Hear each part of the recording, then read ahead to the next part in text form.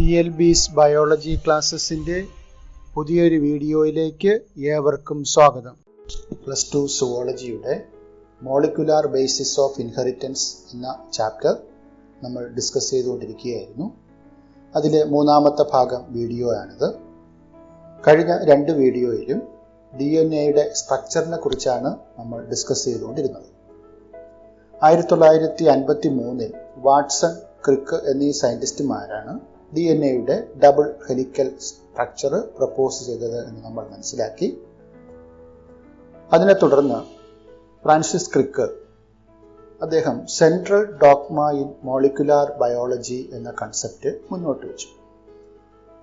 Dogma എന്ന് പറഞ്ഞാൽ a set of principles which controls a process.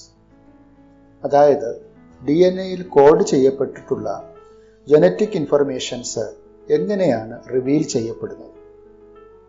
അതിന് ക്രിക്ക് കണ്ടെത്തിയ ഉത്തരമാണ് central dogma in molecular biology. അതായത് genetic information flows from DNA, DNAയിൽ നിന്നും RNA, RNAയിൽ നിന്നും പ്രോട്ടീൻ, DNA, RNA, പ്രോട്ടീൻ.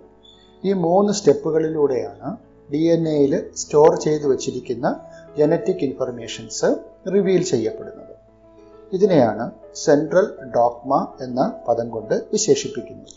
അതായത് DNA മോളിക്യൂൾസ് റെപ്ലിക്കേഷൻ എന്ന പ്രോസസ്സിന് വിധേയമാവുകയും പഴയ DNAയിൽ നിന്നും പുതിയ DNA ഉണ്ടാവുകയും ചെയ്യും. ട്രാൻസ്ക്രിപ്ഷൻ എന്ന പ്രോസസ്സ് വഴി DNAയിൽ അടങ്ങിയിട്ടുള്ള ജനറ്റിക് ഇൻഫർമേഷൻസ് mRNA അഥവാ മെസഞ്ചർ RNA എന്ന മോളിക്യൂളിലേക്ക് കോപ്പി ചെയ്യപ്പെടും. തുടർന്ന് ട്രാൻസ്ലേഷൻ എന്ന പ്രോസസ്സ് വഴി mRNA മോളിക്യൂളിൽ നിന്നും ജനറ്റിക് ഇൻഫർമേഷൻസ് പ്രോട്ടീനായിട്ട് മാറ്റപ്പെടും. ഈ രീതിയിലാണ് DNAയിൽ അടങ്ങിയിട്ടുള്ള ജനറ്റിക് ഇൻഫർമേഷൻസ് അൾട്ടിമേറ്റ് ആയിട്ട് പ്രോട്ടീനായിട്ട് റിവീൽ ചെയ്യപ്പെടുന്നത്. ഇതാണ് ക്രിക്ക് പ്രപ്പോസ് ചെയ്ത central dogma. DNA undergoes replication to form new DNA. DNA undergoes transcription to form mRNA. mRNA undergoes translation to form protein. This is the central dogma. Some viruses, the flow of information is in a reverse direction, that is from RNA to DNA. ചില വൈറസുകളിൽ, for example retro വൈറസിൻ്റെ കാറ്റഗറിയിൽ വരുന്ന HIV പോലെയുള്ള വൈറസുകളിൽ ഇതിൻ്റെ genetic ഇൻഫർമേഷൻ്റെ flow നടക്കുന്നത് central ഡോഗ്മയുടെ അതേ രീതിയിലല്ല. Central ഡോഗ്മയിൽ DNAയിൽ നിന്നും RNAയിലേക്കാണ് പോകുന്നത്. ഇവിടെ പക്ഷേ RNAയിൽ നിന്നും DNAയിലേക്കാണ് ഇൻഫർമേഷൻ പാസ് ചെയ്യുന്നത്. അതായത് വൈറസിൻ്റെ ജീനോം എന്ന് പറയുന്നത് RNA ആണ്. ഈ RNA ഹ്യൂമൻ ബീയിങ്സിൻ്റെ സെൽസിനകത്തേക്ക് പ്രവേശിച്ചു കഴിഞ്ഞാൽ ഈ RNA നേരെ സെല്ലിൽ കടന്നിട്ട് ഇത് DNA സിന്തസിസ് ചെയ്യും. ഈ DNA ഹ്യൂമൻ ബീയിങ്സിൻ്റെ സെല്ലിലെ DNAയുമായിട്ട് ഇൻകോർപ്പറേറ്റ് ചെയ്യുകയും തുടർന്നിത് വൈറൽ RNA സിന്തസിസ് ചെയ്യുകയുമാണ് സാധാരണ ചെയ്യുന്ന രീതി. അതായത് ഇവിടെ ജനറ്റിക് ഇൻഫർമേഷൻ നേരത്തെ നമ്മൾ മനസ്സിലാക്കിയതനുസരിച്ച് DNA റെപ്ലിക്കേറ്റ് ചെയ്തിട്ട് പുതിയ DNA ഉണ്ടാകുന്നു. DNA ട്രാൻസ്ക്രിപ്ഷൻ നടന്നിട്ട് mRNA ഉണ്ടാകുന്നു. mRNA ട്രാൻസ്ലേഷന് വിധേയമായിട്ട് പ്രോട്ടീൻ ഉണ്ടാകും. ഇതാണ് സെൻട്രൽ ഡോഗ്മയുടെ normal flow of genetic information എന്ന് പറയുന്നത്. എന്നാൽ ഈ വൈറസുകളിൽ ഈ mRNAയിൽ നിന്നും നേരെ അടുത്ത് DNA ആണ് ഉണ്ടാകുന്നത്. അതായത് RNAയിൽ നിന്നും DNA ഉണ്ടാകുന്ന പ്രോസസ്സ്. നോർമൽ കോഴ്സിൽ DNAയിൽ നിന്നും RNA ഉണ്ടാകുന്നതാണ് സെൻട്രൽ ഡോഗ്മയുടെ ജനറ്റിക് ഇൻഫർമേഷൻ്റെ ഫ്ലോ എന്ന് പറയുന്നത്. എന്നാൽ ഈ വൈറസുകളിൽ, ചില വൈറസുകളിൽ RNA DNA ആയിട്ട് മാറുന്ന സ്റ്റെപ്പുണ്ട്. ആ പ്രോസസ്സിനെ വിളിക്കുന്ന പേരാണ് റിവേഴ്സ് ട്രാൻസ്ക്രിപ്ഷൻ.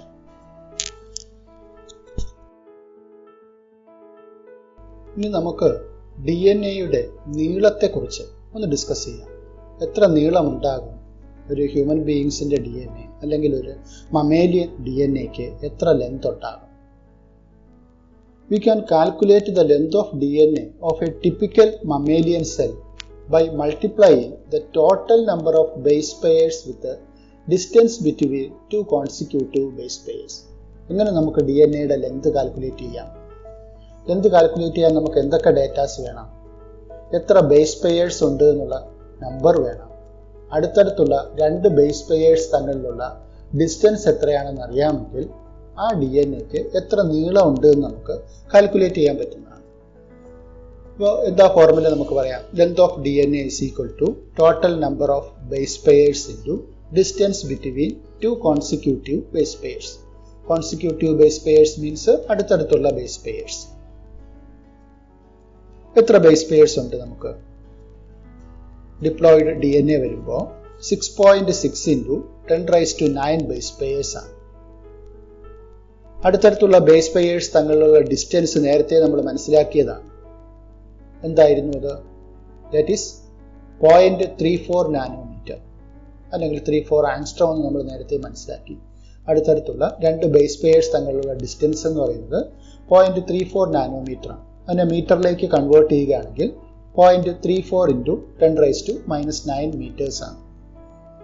അപ്പോൾ കാൽക്കുലേഷൻ നടത്തിയാൽ ലെങ്ത് ഓഫ് DNA എന്ന് പറയുന്നത് total number of base pairs 6.6 into 10 raised to 9 and distance between two base pairs 0.34 into 10 raised to -9. So the length of the DNA will be approximately equal to 2.2 meters. ഒരു സെല്ലിൽ ഇരിക്കുന്ന DNA-യുടെ നീളം എന്ന് പറയുന്നത് 2.2 metres ആണ്. അപ്പം അങ്ങനെയാണെങ്കിൽ DNA-യുടെ ലെങ്ത് തന്നിരുന്നാൽ എത്ര ബേസ് പെയേഴ്സ് ഉണ്ടെന്ന് നമുക്ക് കാൽക്കുലേറ്റ് ചെയ്യാൻ പറ്റൂ? ഒരു example, if the length of ഈക്വളി DNA is 1.36 millimeter, can you calculate the number of base pairs in ഈക്വളി ബാക്ടീരിയയുടെ DNA-യുടെ ലെങ്ത് എന്ന് പറയുന്നത് 1.36 millimeter ആണെങ്കിൽ ആ ഈക്വളി ബാക്ടീരിയയിൽ എത്ര ബേസ് പെയേഴ്സ് ഉണ്ടാകും നോക്കാം. ഇനി ഈക്വളി length of DNA is 1.36 millimeter. So convert into meter, that is 1.36 into 10 raised to -3 meter. The number of base pairs എങ്ങനെ കാൽക്കുലേറ്റ് ചെയ്യാം? ലെങ്തിനെ അടുത്തടുത്തുള്ള രണ്ട് ബേസ് പെയേഴ്സ് തമ്മിലുള്ള ഡിസ്റ്റൻസ് കൊണ്ട് ഡിവൈഡ് ചെയ്യാം. അതായത് ലെങ്ത് എന്ന് പറയുന്നത് 1.36 into 10 raised to -3. Distance between two adjacent base pairs 0.34 into 10 raised to -9. So the length of the DNA will be 4 into 10 raised to 6 base pairs. ഈ രീതിയിൽ DNA-യുടെ ലെങ്ത് തന്നിരുന്നാൽ നമുക്ക് base പെയേഴ്സും calculate ചെയ്യാൻ സാധിക്കും. പ്രോകാരിയോട്സിൽ എങ്ങനെയാണ് DNA പാക്ക് ചെയ്തിരിക്കുന്നത് നോക്കാം. Packaging of DNA in prokaryotes. DNA എന്ന് പറയുന്നത് ഒരു ലെങ്തി മോളിക്യൂളാണ്. മമേലിയൻ DNA-യുടെ ലെങ്ത് നമ്മൾ കണ്ടു, ഏകദേശം 2.2 മീറ്റേഴ്സ് ആണ് മമേലിയൻ DNA-യുടെ ലെങ്ത്. അപ്പോൾ ഇത്രയും നീളമുള്ള DNA-യെ വളരെ മൈന്യൂട്ടായിട്ടുള്ള സൂക്ഷ്മമായിട്ടുള്ള മൈക്രോസ്കോപ്പിൽ കൂടെ നോക്കിയാൽ മാത്രം കാണാൻ സാധിക്കുന്ന സെല്ലിനകത്ത് എങ്ങനെയാണ് ക്രമീകരിക്കപ്പെട്ടിരിക്കുന്നത്, DNA എങ്ങനെയാണ് പാക്ക് ചെയ്തിരിക്കുന്നത്. പ്രോകാരിയോട്സിനെ സംബന്ധിച്ച് നമുക്കറിയാവുന്ന ഒരു വസ്തുതയാണ്, അവർക്ക് ഡെഫിനിറ്റ് ആയിട്ടുള്ള ഒരു ന്യൂക്ലിയസ് ഇല്ല. ഒരു ന്യൂക്ലിയർ മെംബ്രെയിൻ കൊണ്ട് എൻവലപ്പ് ചെയ്തിട്ടുള്ള ഒരു ന്യൂക്ലിയസ് ഇല്ല. ബട്ട് DNA ഈ ന്യൂക്ലിയോയിഡ് എന്ന് പറയുന്ന ഒരു റീജിയൻ നമുക്കവിടെ വേണമെങ്കിൽ പറയാം. സെൻട്രലായിട്ട് ന്യൂക്ലിയസിനെ പോലെ ഇരിക്കുന്ന റീജിയനെ വിളിക്കുന്ന പേരാണ് ന്യൂക്ലിയോയിഡ്. അപ്പം അവിടെയാണ് DNA കാണുന്നത്. ആ DNA അവിടെ ചില പ്രോട്ടീൻസിന്റെ സഹായത്താൽ DNA-യെ ചുറ്റി വെച്ചിരിക്കുകയാണ് ചെയ്യുന്നത്. ഈ prokaryote such as ഈക്വളി DNA is held with some proteins in a region termed as nucleoid. Nucleoid എന്ന് വിളിക്കുന്ന ഒരു റീജിയനിൽ DNA-യെ ഇത് ചെയ്തിരിക്കുകയാണ്, പാക്ക് ചെയ്ത് വെച്ചിരിക്കുകയാണ് with the help of some proteins. ആ പ്രോട്ടീൻസിനെ സംബന്ധിച്ച് പറയുകയാണെങ്കിൽ അവയ്ക്ക് പോസിറ്റീവ് ചാർജ് ആയിരിക്കും. ഓർക്കുക, DNA-ക്ക് നെഗറ്റീവ്ലി ചാർജ്ഡ് മോളിക്യൂൾസ് ആണ് DNA. Proteins positively charged molecules ആണ്. So there will be an attraction between DNA and proteins. Negatively charged DNA is held with some positive charged proteins. Prokaryotes. ഇനി യൂക്കാരിയോട്സിൽ എങ്ങനെയാണ് DNA pack ചെയ്തിരിക്കുന്നത് നോക്കാം. In eukaryotes, DNA is packed with the help of a set of positively charged basic proteins called histones. പേര് ഓർമ്മിക്കുക, DNA ചുറ്റി വച്ചിരിക്കുന്ന പ്രോട്ടീൻസിനെ വിളിക്കുന്ന പേരാണ് ഹിസ്റ്റോൺസ്. ഹിസ്റ്റോൺ എന്ന് പറയുന്ന ഒരു പ്രോട്ടീനിലാണ് യൂക്കാരിയോട്സിലെ DNA റാപ്പ് ചെയ്ത് വച്ചിരിക്കുന്നത്, ചുറ്റി വച്ചിരിക്കുന്നത്. Eukaryotes, DNA is packed with the help of set of positively charged basic proteins called histones. DNAയുടെ ഫിഗറിൽ നമുക്കിവിടെ കാണാം. DNA ഇങ്ങനെ ചുറ്റി എടുത്തിരിക്കുകയാണ്. ഈ ഇരിക്കുന്ന സാധനമാണ് ഹിസ്റ്റോൺ പ്രോട്ടീൻസ് എന്ന് പറയുന്നത്. Histones are organized to form a unit of 8 molecules called histone octamer. നമ്മളിവിടെ ഈ പടത്തിൽ ഒരു സിംഗിൾ ബോളായിട്ട് നമ്മളിവിടെ കാണുന്നുവെങ്കിലും ആക്ച്വലി ഇത് 8 യൂണിറ്റ്സ് ഓഫ് പ്രോട്ടീൻസ് ചേർന്നതാണ്. 8 പ്രോട്ടീൻസ് ചേർന്ന ഒറ്റ യൂണിറ്റ് ആണ്. അതുകൊണ്ടാണ് ഇതിനെ ഒക്ടാമർ എന്ന് വിളിക്കുന്നത്. Histones are organised to form a unit of 8 molecules called as histone octamer. Histone octamer എന്നാണ് അതിനെ വിളിക്കുന്നത്. ഈ പിക്ചറിൽ നോക്കിയാൽ നമുക്ക് കാണാൻ സാധിക്കും, ഇവിടെ 8 യൂണിറ്റ്സ് ഉണ്ട്, 8 പ്രോട്ടീൻസ് ഉണ്ട്. ആക്ച്വലി ആ പ്രോട്ടീൻസിനെ നമ്മൾ H3, H4, H2A, H2B ഈ രീതിയിലാണ് അതിനെ സാധാരണ പേര് പറയാറുള്ളത്. ആക്ച്വലി ഇത് 4 പ്രോട്ടീൻസേ ഉള്ളൂ. ആ 4 പ്രോട്ടീൻസാണ് ഇവിടെ ഈ 2 പ്രോട്ടീൻസും കൂടെ ചേർന്നിട്ട് ഒറ്റ യൂണിറ്റ് ആയിട്ട് പറയുന്നു. That is dimer. H3, H4 യൂണിറ്റുകൾ ചേർന്നിട്ട് H3, H4 ഡൈമർ ആകുന്നു. അതുപോലെ ഇവിടെ H2A, H2B പ്രോട്ടീൻസ് ചേർന്നിട്ട് H2A, H2B ഡൈമർ ആകുന്നു. 2 എണ്ണം ചേരുന്നു. എന്നിട്ട് വീണ്ടും ഇത് 2 എണ്ണം വീണ്ടും ഇരട്ടിക്കുന്നു. That is H3, H4 tetramer ആകുന്നു. അതുപോലെ ഇവിടെ H2Aയും H2Bയും ടെട്രാമർ ആകും. അപ്പൊ അങ്ങനെ 4 ടെട്രാമർ ചേർന്നിട്ടാണ് ഹിസ്റ്റോൺ ഒക്ടാമർ ആയിട്ട് മാറുന്നത്. ഹിസ്റ്റോണിനെ സംബന്ധിച്ച് 4 പ്രോട്ടീൻസ് ആണ് ആക്ച്വലി ഉള്ളത്. 4 പ്രോട്ടീൻസിന്റെ 8 യൂണിറ്റ്സ് ആയിട്ട് അത് മാറുന്നു എന്നുള്ളതേ ഉള്ളൂ. അങ്ങനെ ഒക്ടാമർ സ്റ്റേജിലാണ് ഹിസ്റ്റോൺ പ്രോട്ടീൻസ് കാണുക. ഈ ഒരു പിക്ചർ ശ്രദ്ധിക്കുക. ഈ ഒരു പിക്ചറിൽ ഇത് കാണിച്ചിരിക്കുന്നത് ഹിസ്റ്റോൺ ഒക്ടാമർ ആണ്. ഇതിനെ കണക്ട് ചെയ്യുന്ന മറ്റൊരു പ്രോട്ടീനാണ് H1 ഹിസ്റ്റോൺ എന്ന് പറയുന്നത്. ഒരു ലിങ്കർ പ്രോട്ടീനായിട്ട് ഇവിടെ ആക്ട് ചെയ്യുന്ന ഒരു പ്രോട്ടീനാണ് H1 ഹിസ്റ്റോൺ എന്ന് പറയുന്ന മറ്റൊരു protein.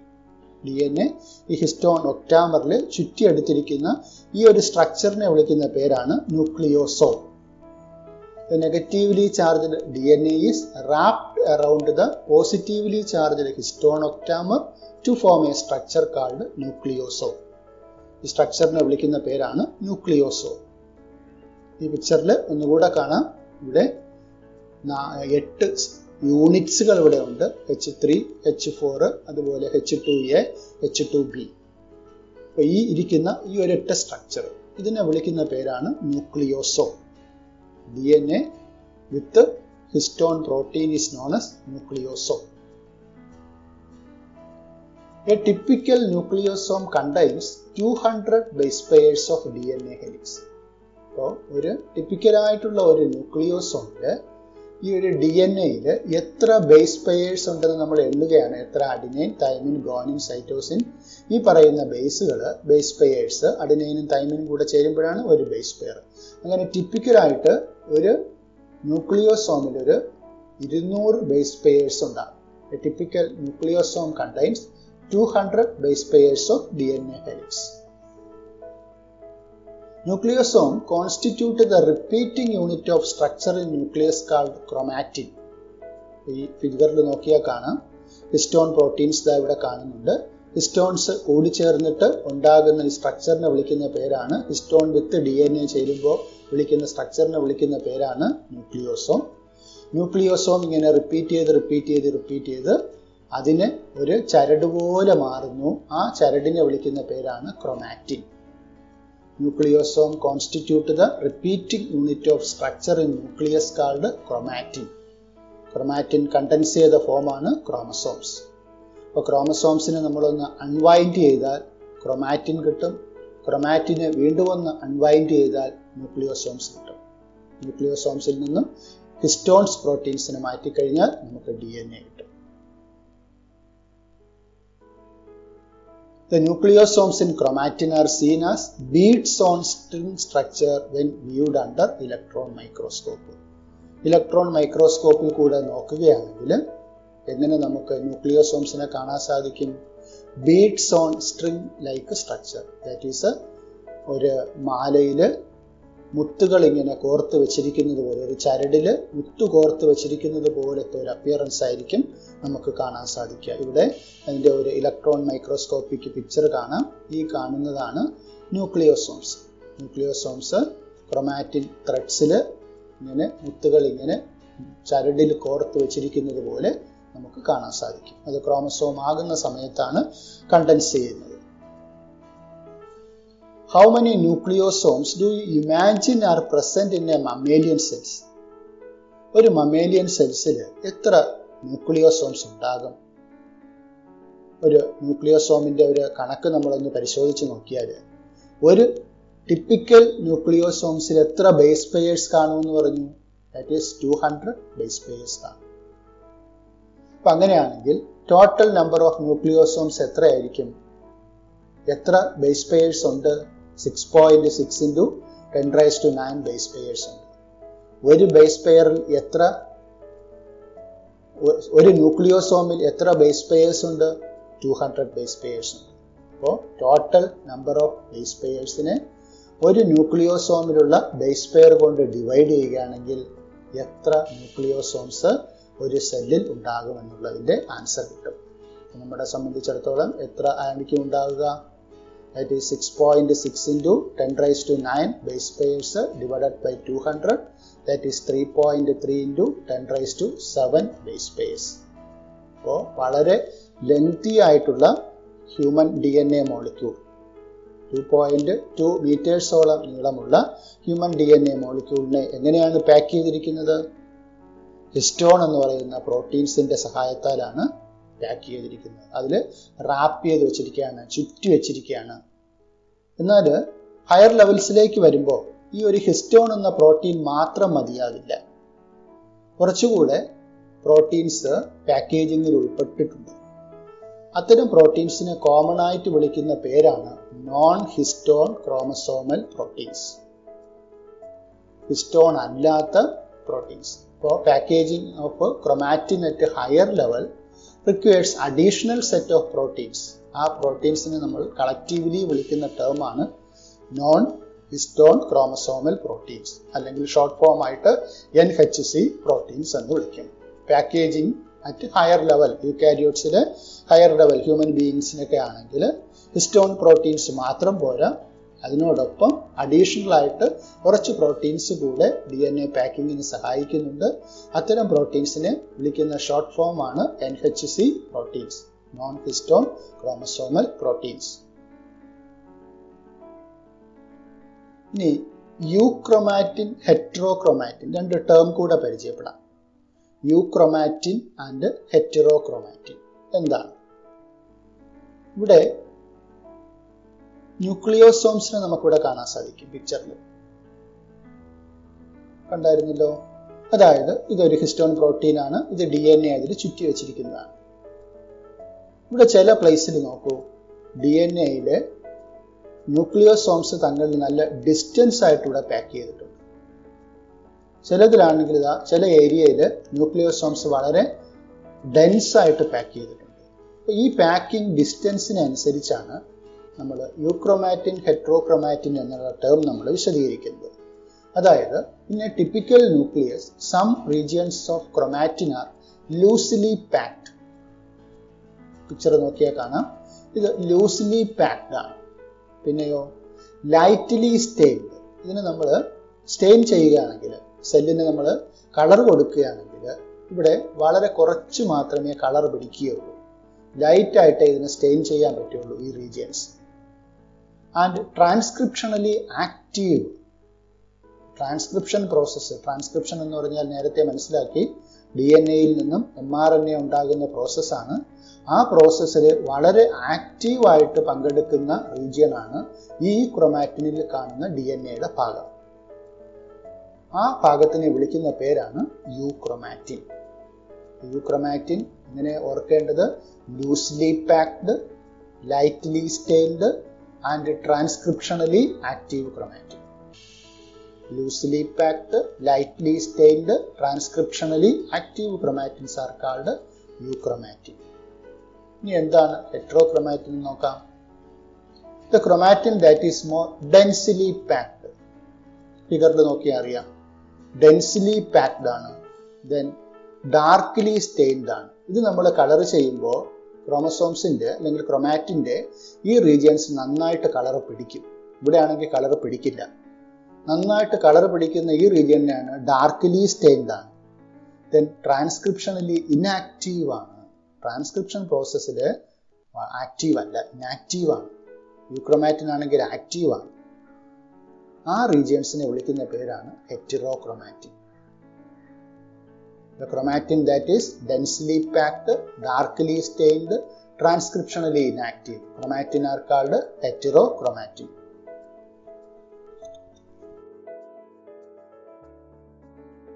For more video lessons, please subscribe TLP's biology classes. Thank you.